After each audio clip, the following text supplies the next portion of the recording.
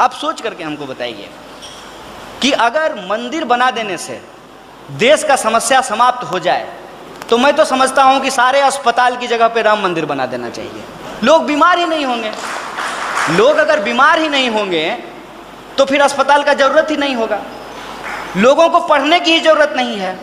मतलब किसी भी मंदिर मस्जिद में जाकर के हाथ जोड़ेंगे खुदा या भगवान के सामने और सारा ज्ञान हमको आ जाएगा, तो बताइए स्कूल और कॉलेज का क्या ज़रूरत है।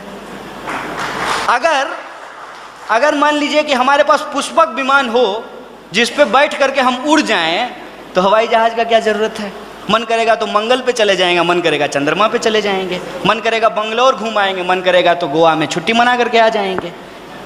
इस बात को समझिए कि वो अपने लाइफ में बहुत लॉजिकल हैं, बहुत लॉजिकल हैं, लेकिन सोसाइटी को उसकी जो साइकोलॉजी है उसमें उसको अनसाइंटिफिक बनाने का प्रयास करते हैं।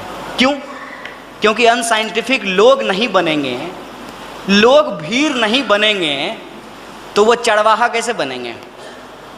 अगर हम गधा नहीं बनेंगे तो वो हमारा चरवाहा कैसे बनेंगे। इसीलिए वो इंसान को इंसान नहीं बनाते हैं, वो भीड़ बनाते हैं।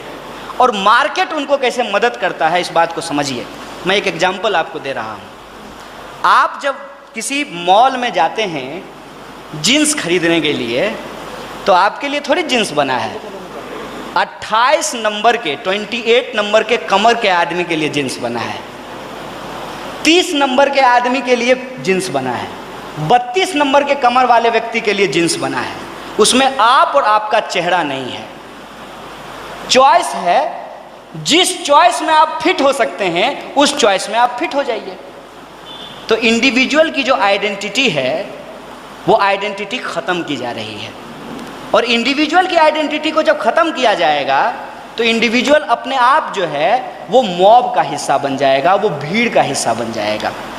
और यहीं से आइडिया ऑफ सिटीजनशिप डेंजर में चला जाता है।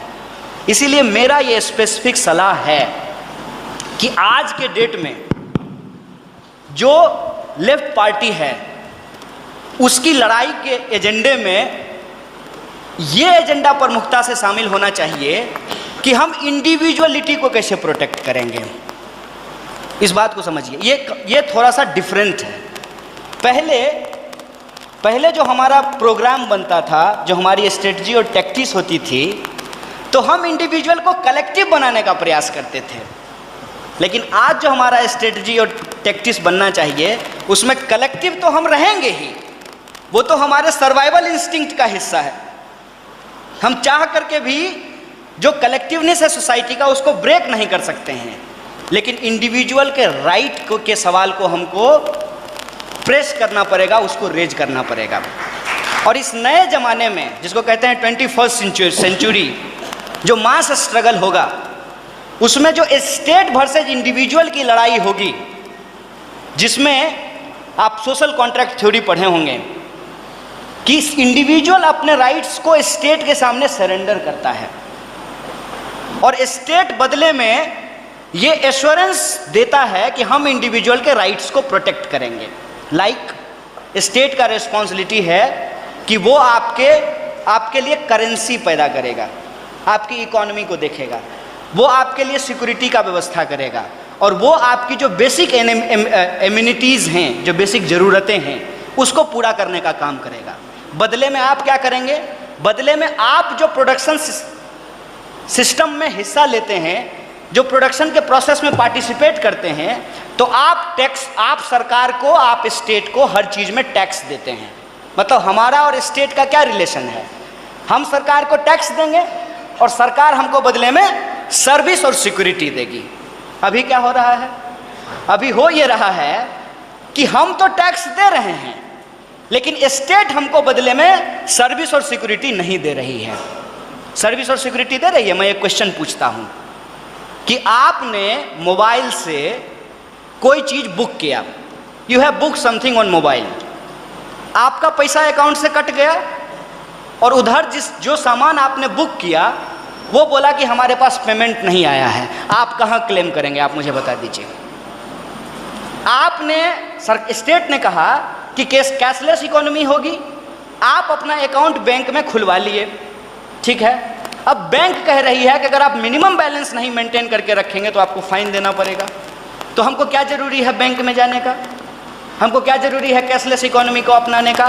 अगर आप सर्विस देने के बदले में हमसे दोहरा चार्ज करेंगे, मतलब कि एक गलती का आपको 2 बार सजा दिया जाएगा। आप हमको ऑलरेडी टैक्स हमसे ले रहे हैं, हर चीज़ में हम टैक्स दे रहे हैं, उसके बाद जो हमारा सेविंग्स है उसको जब हम बैंक में रख रहे हैं तो अलग से आप हमारे ऊपर सर्विस चार्ज कर रहे हैं। आप देखेंगे अभी पूरे के पूरे सिस्टम में जो सबसे बड़ा करप्शन है वो सर्विस चार्ज का करप्शन है। दूसरा एग्जांपल मैं आपको देता हूँ। आप गाड़ी खरीदे, you have purchased A vehicle, और जब आप गाड़ी रजिस्टर्ड कराते हैं तो आप रोड टैक्स जमा करते हैं। जब आप ऑलरेडी रोड टैक्स जमा कर दिए हैं तब आपसे टोल टैक्स क्यों वसूला जाता है हर रोड पे? हमको ये समझा दीजिए। ये जो पूरा का पूरा सिस्टम है उसमें अब जो नया सवाल इमर्ज होकर के आ रहा है वो है कि स्टेट वर्सेस इंडिविजुअल की इस लड़ाई में अब स्टेट इंडिविजुअल को कोई राइट नहीं दे रहा है, बल्कि इंडिविजुअल अपना राइट स्टेट के सामने सरेंडर कर रहा है। If individual is surrendering their right in front of state, it is the responsibility of state to provide the proper facility, proper service and proper security. ये नए चीज़ों को हमको रेज करना पड़ेगा, नए सवालों को हमको रेज करना पड़ेगा, और उसमें एक नया सवाल जुड़ जाता है, वो है इकोलॉजी का सवाल, वो है इन्वायरमेंट का सवाल। इकोलॉजी और इन्वायरमेंट का सवाल उसमें इस तरीके से ऐड होता है कि आप देख लीजिए कि जब गर्मी पड़ रही थी तो साउथ इंडिया के बहुत सारे शहरों में पानी खत्म हो गया था, और अभी जब बरसात हो रही है तो बहुत सारा शहर डूब गया है। ये प्रॉब्लम क्यों हो रहा है? ये प्रॉब्लम इसलिए हो रहा है कि बारिश, मानसून अपने टाइम पे नहीं आ रहा है और धीरे धीरे बरसात नहीं हो रही है। एक सर्टेन टाइम पीरियड में ही सबसे ज़्यादा या मैक्सिमम बारिश हो जा रही है। नतीजा क्या हो रहा है? जो पूरा का पूरा हमारा सिस्टम है वो कोलैप्स कर जा रहा है। एक तरफ हम बराबर वाटर क्राइसिस को झेलते हैं, दूसरी तरफ जब बारिश आती है तो हम जो है फ्लड सिचुएशन को झेलना शुरू कर देते हैं। So ecology is going to be a very prominent question in coming days. सो अगर हम इसको समराइज करने की कोशिश करें तो आने वाले वक्त में जो मास मूवमेंट इमर्ज करेगा वो राइट बेस्ड मूवमेंट होगा, फर्स्ट। एंड सेकेंड, अगर हम अपने राइट की बात कर रहे हैं तो हमको नेचर को भी एक खास राइट प्रोवाइड करना पड़ेगा for our own survival. Nature को राइट प्रोवाइड करने का मतलब ये है कि हम उतना ही नेचर का एक्सप्लॉयटेशन करें जितने में हम लंबे समय तक एक पीसफुल कोएग्जिस्टेंस के साथ जी सकें। So these are the new political demands which should we include in our political program and our political strategy। तो एक पॉलिटिकल स्ट्रक्चर का सवाल है, दूसरा पॉलिटिकल स्ट्रेटजी का सवाल है, और तीसरा जो मुझे लगता है कि इसको शुरू कहाँ से किया जाए। मैं समझता हूँ कि ऑलरेडी इस देश में अलग अलग हिस्सों में अलग अलग तरीके का मास मूवमेंट इमर्ज कर रहा है। उस मास मूवमेंट को इस नए स्लोगन के साथ, नए फ्रेज के साथ, नए मुहावरे के साथ हमको उसको अपने साथ एकोमोडेट करने का प्रयास करना पड़ेगा। हम जो ऑलरेडी ऑनगोइंग मूवमेंट है उसका हिस्सा बने, उसमें शामिल हों, और वहाँ के जो लोग हैं उनको पॉलिटिकली ऑर्गेनाइज करके एक पॉलिटिकल अल्टरनेटिव थ्रो करें सोसाइटी के सामने, देश के सामने, जिस पॉलिटिकल अल्टरनेटिव में हम ये कह सकें कि हमको किस तरीके के भारत का निर्माण करना है।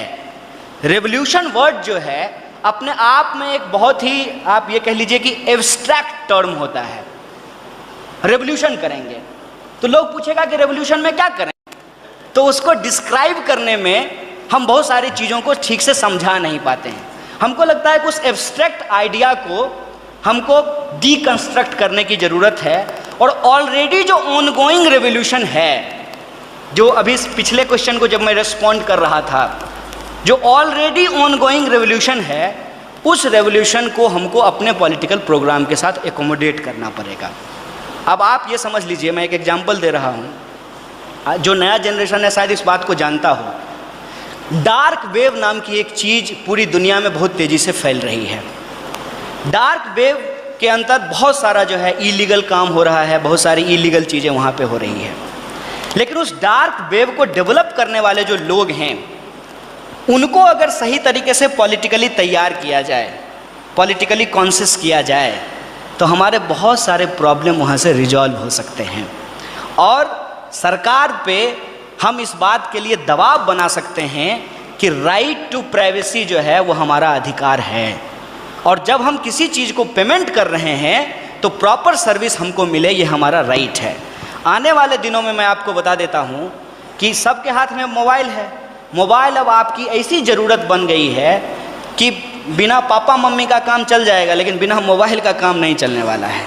सुबह उठते ही पहला काम लोग करता है कि मोबाइल टटोलता है कि मोबाइल कहाँ है, और टाइम देखने से जो मोबाइल शुरू होता है, या अलार्म आप लगा करके सोए होंगे तो अलार्म बंद करने से जो मोबाइल से आपका काम, आपका दिन का शुरू होता है, वो फेसबुक, ट्विटर, व्हाट्सएप, इंस्टाग्राम होते हुए तब आप बाथरूम जाते हैं। तो सबसे पहला काम ये करते हैं कि लोग मोबाइल के पास जाते हैं। लेकिन मोबाइल में जो सर्विस प्रोवाइडर कंपनी है, जो टेलीकॉम कंपनी है, देखिए वहाँ पे किस तरीके से मोनोपोली क्रिएट किया गया है। BSNL ख़त्म हो गया, एयरसेल ख़त्म हो गया, आइडिया ख़त्म हो गया, वोडाफोन और एयरटेल जो है वो सर्वाइव करने की स्थिति में नहीं है, तो बच कौन जाता है? जियो धन धनाधन। और यहाँ से जो है आपको गेम बहुत आसानी से समझ में आ जाएगा कि जियो धन धनाधन आखिर सर्वाइव कैसे किया गया। जियो धन धनाधन इसलिए सर्वाइव किया है क्योंकि मोदी जी सर्वाइव किए हैं। जियो का और मोदी जी का बड़ा गहरा संबंध है। अगर जियो नहीं होता तो मोदी जी नहीं होते, अगर मोदी जी नहीं होते तो आज जियो नहीं होता। ये जो नई चीज़ें हो रही है टेक्नोलॉजी के माध्यम से, इसको हमको समझना पड़ेगा कि किस तरीके से एक ऐसा सेक्टर जहां मोनोपोली क्रिएट होने की संभावना नहीं थी, स्टेट के सहयोग से, स्टेट के कॉपरेशन से वहां पे मोनोपोली क्रिएट की गई है। जमीन BSNL का, टावर BSNL का, और सर्विस प्रोवाइड करने वाली कंपनी अंबानी जी का। अब अंबानी जी की जियो की कंपनी और अंबानी जी का 40% स्टेक होल्डर है इंडिया के मीडिया में। तो जब 40% उनका स्टेक होल्डर होगा तो जो टोटल एयर टाइम है उसके 90% में मोदी मोदी यही भजन होने वाला है। तो किस तरीके से आपके पूरे के पूरे आइडियाज को, आपके पूरे के पूरे कॉन्शियसनेस को कैप्चर किया जा रहा है। ऐसे सिचुएशन में अल्टरनेटिव माध्यम क्या हो सकता है? अल्टरनेटिव माध्यम ये हो सकता है कि वो यंग लॉट जो IIT में पढ़ता है, जो डार्क वेब को समझता है, उससे मिला जाए, उससे बात किया जाए, उसको ऑर्गेनाइज किया जाए, और इस अल्टरनेटिव खड़ा करने के प्रोसेस में ऐसा जो अब हमारे सामने प्रोपेगेंडा का तंत्र खड़ा हो गया है, तो हम कम्युनिटी रेडियो कैसे शुरू कर सकते हैं, छोटे लेवल पे हम कम्युनिकेशन प्रोवाइड करने वाली कंपनियों को कैसे डेवलप कर सकते हैं, और जो सर्विस हमको ठीक से नहीं मिल रहा है किसी भी क्षेत्र में, उसको हम कैसे क्वेश्चन बना सकते हैं। हम रिचार्ज कराए हैं 5G का और हमको स्पीड मिल रहा है 2G का, इसको हम कैसे क्वेश्चन बना सकते हैं। इस तरह के नए चीज़ों को, नए डिमांड को ऑर्गेनाइज करके, लोगों को ऑर्गेनाइज करके, अल्टरनेटिव मीडियम को पकड़ करके हम एक नया पॉलिटिकल अल्टरनेटिव खड़ा कर सकते हैं। ये कुछ मोटा मोटी आइडिया मेरे दिमाग में है, मैं नहीं जानता हूँ कि ये कितना कॉन्क्रीट है, लेकिन अगर इस दिशा में बातचीत शुरू हो तो एक प्रॉपर ब्लूप्रिंट इस संबंध में तैयार किया जा सकता है।